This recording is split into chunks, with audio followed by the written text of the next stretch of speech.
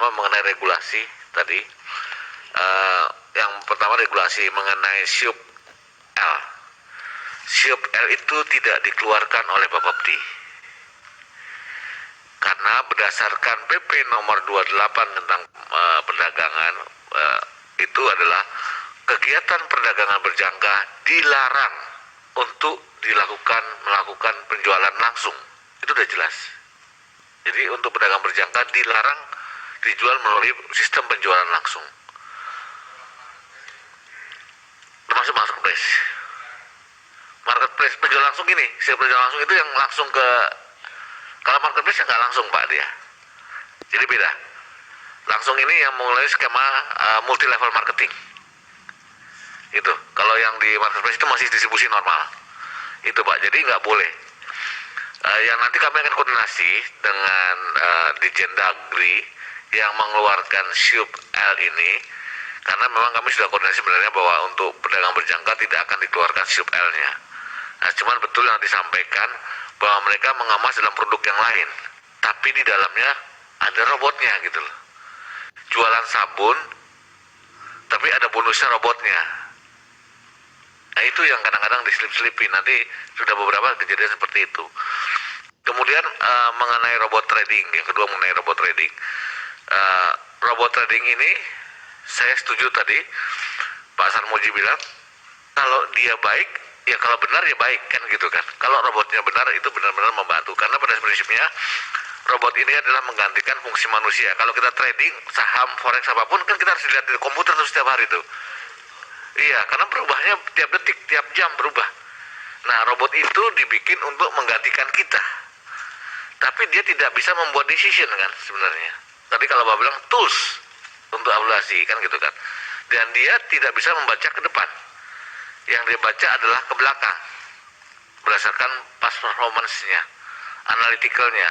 Karena mereka juga tidak bisa membaca ada perang teluk, kan mereka nggak bisa baca. Nah, padahal itu membangun suatu variabel besar dalam perdagangan komoditi berjangka. Harga langsung naik.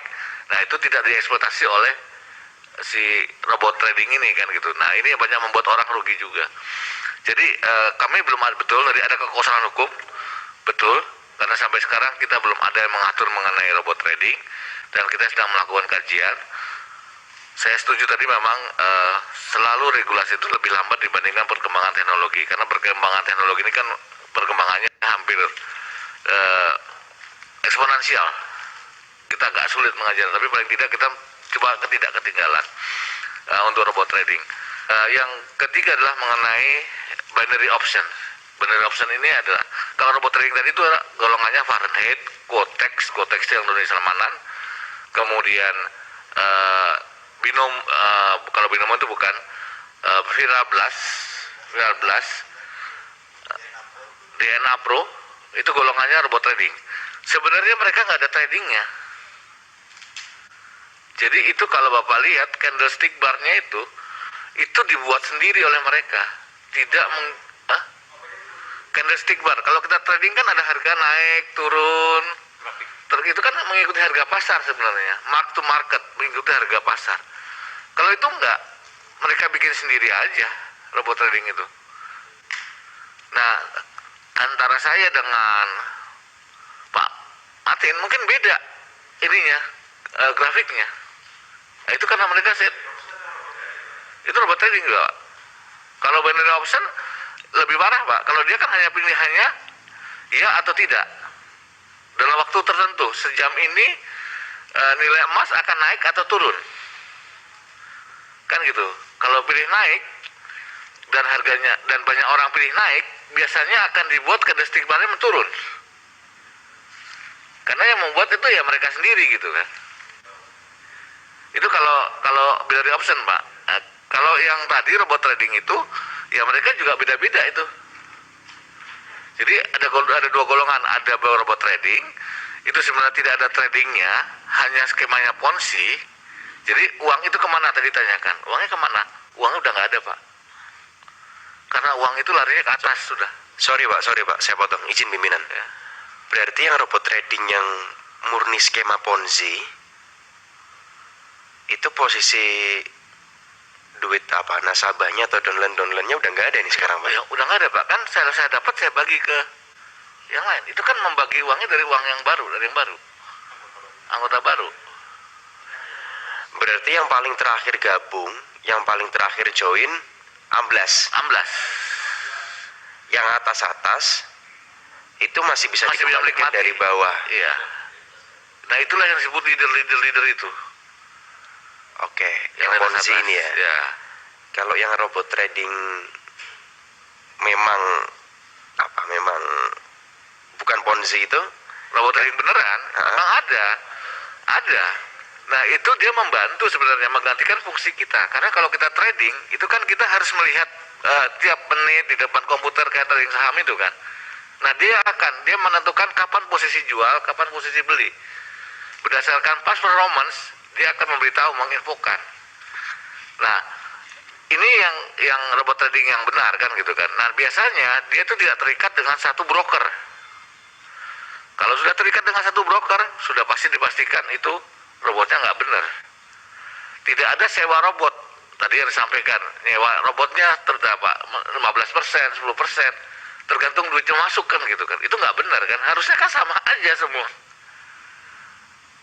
Nah itu yang terkait dengan robot. Memang kita akan coba.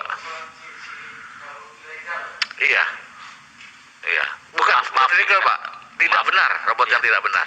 Misi Pak, mohon informasi aja, ada nggak yang direkomendasikan Bapepti yang legal robot trading? Pak. Karena kita sedang mengkaji mengenai regulasi untuk robot trading ini. Oh belum ada ya sekarang belum. ya? Tadi yang setuju Pak Samri bilang ada kekosongan hukum Pak. Itu juga ada kekosongan hukum yang kita memang sedang mengkaji. Izin pimpinan. Ini kan kalau bahasan tadi memang ada kekosongan hukum berkaitan mana robot trading yang legal dan ilegal, mana yang legal Pak, yang benar dan robot trading tidak benar. Yang baik ya kan, sama yang tidak benar. Tidak benar atau dalam tanda kutip bajingan, alias memang sengaja dibikin skema Ponzi itu. Nah, kira-kira Pak Kepala Bapepti, ini kan masyarakat udah pada gejolak nih, nyantol semua, nyangkut semua.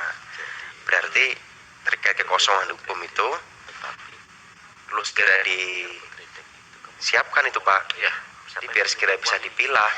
Karena kalau sekarang ini kan akhirnya dipukul rata sama semua. Yang benar-benar juga ikut ke freeze.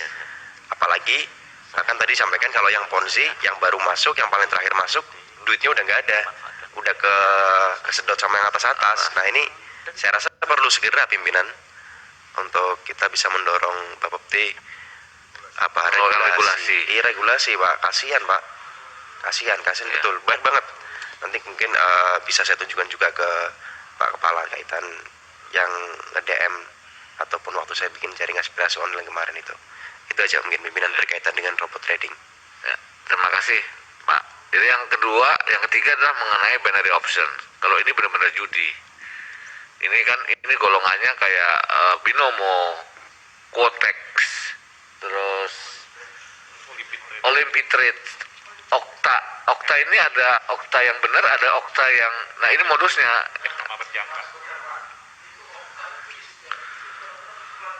Ya, itu Okta yang nggak benar Pak. Logonya sama. Ya. Kita sudah panggil Pak itu Okta. Itu memang dia adalah binary option Okta itu. Iya, kita sudah panggil Pak. Dan kita sedang kerjasama dengan Kominfo. Jadi Kominfo selalu dia mau men-take down kalau ada surat dari kita. Jadi kita harus sering-sering patroli sebenarnya. Karena mereka nggak mau take down otomatis. Sebenarnya kita sudah sampaikan kalau ada ini tolong langsung di take down. Tapi mereka bilang ya kita berdasarkan base request dari KL terkait. Kalau Bapak request ya kita take down. Saya mau tanya, mereka itu punya izin nggak Pak? Nggak punya. Jadi Karena kalau Bapak bilang ada Okta yang tadi apa benar yang itu Okta yang mengikuti aturan Pak. Itu pedagang berjangka, pialang berjangka. Okta juga. Okta juga namanya. Ini yang bikin bingung Pak ke publik nanti. Iya. Oke, berarti ini dalam forum ini kan rapat terbuka. Dinyatakan tegas saja Pak dulu supaya Iya. masyarakat tidak tertipu juga nih. Iya, jadi yang jelas-jelas ini adalah Okta yang binary option itu sudah pasti ilegal. Okta FX, ya. Apa? Okta FX, Okta FX. FX itu ilegal. Sebentar, izin. Izin Pak. Izin Pak. Bagi saya begini Pak, kalau orang menghimpun dana dari masyarakat, kalau nggak ada izin itu udah ilegal. Iya, ilegal, Pak. Jadi Bapeptis kalau bisa segera kirim surat ke Kominfo. Jadi jangan nunggu, maksud saya, jangan nunggu korbannya bertambah. Sudah, Pak. Sudah. Bahkan yang terbaru itu yang binary option itu namanya Nasdaq. Itu baru muncul di tahun 2022, baru bulan Januari kemarin. Setelah yang banyak ini kita tindak, muncul satu yang baru namanya Nasdaq.